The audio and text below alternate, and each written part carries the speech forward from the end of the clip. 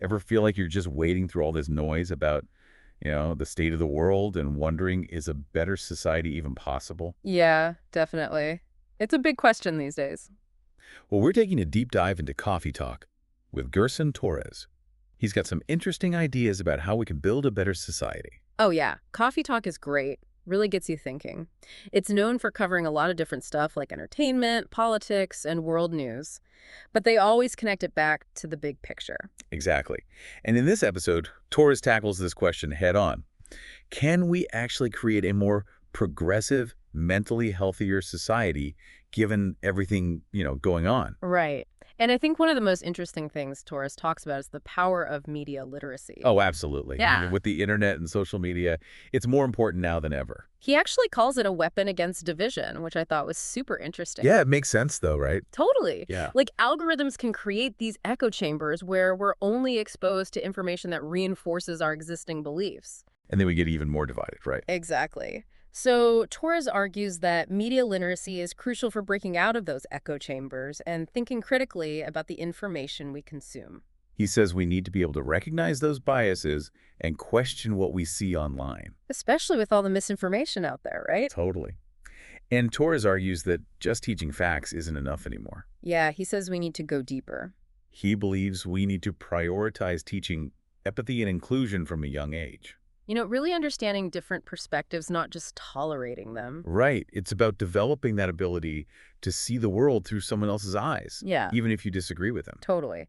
And Torres also talks about the importance of creating spaces for dialogue, places where people can connect authentically and break down stereotypes. It's like if you can actually sit down and listen to someone's story, Yeah, it's harder to demonize them. right, exactly.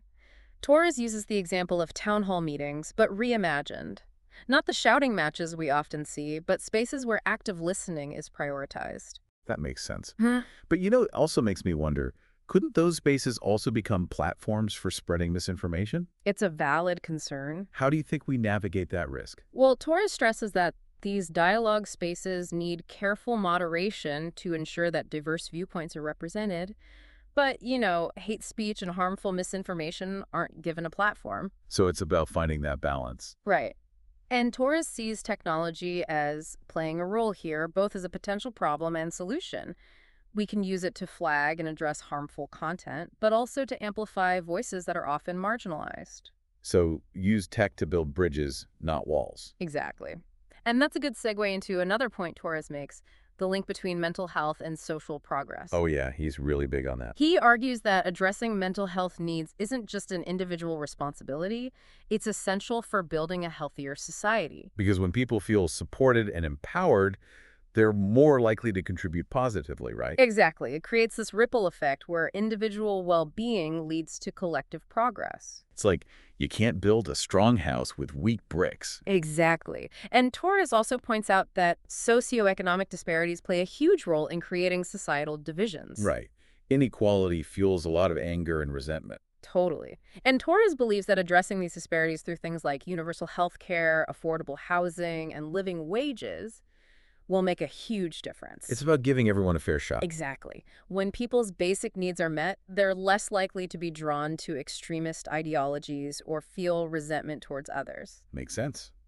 And that brings us to leadership, which Torres sees as crucial for shaping a more empathetic and just society. Oh, yeah. He believes leaders set the tone. He says when those in power prioritize kindness, respect, and understanding, it sets an example for everyone else. Right. It creates a culture of empathy. It's a powerful idea. Mm-hmm.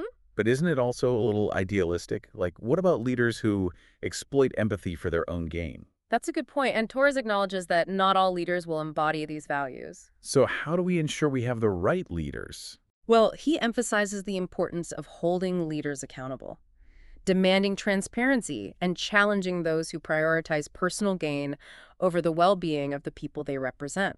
So it's not just about finding good leaders, but also actively participating in holding them accountable. Exactly. It's a two-way street. So it seems like Torres is calling for a multi-pronged approach, right?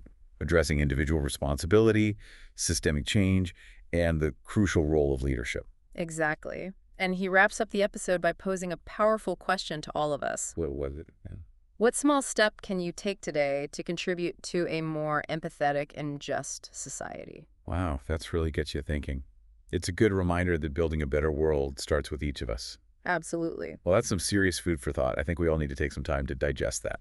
Definitely. And on that note, we'll wrap things up. Thanks for joining us on this deep dive.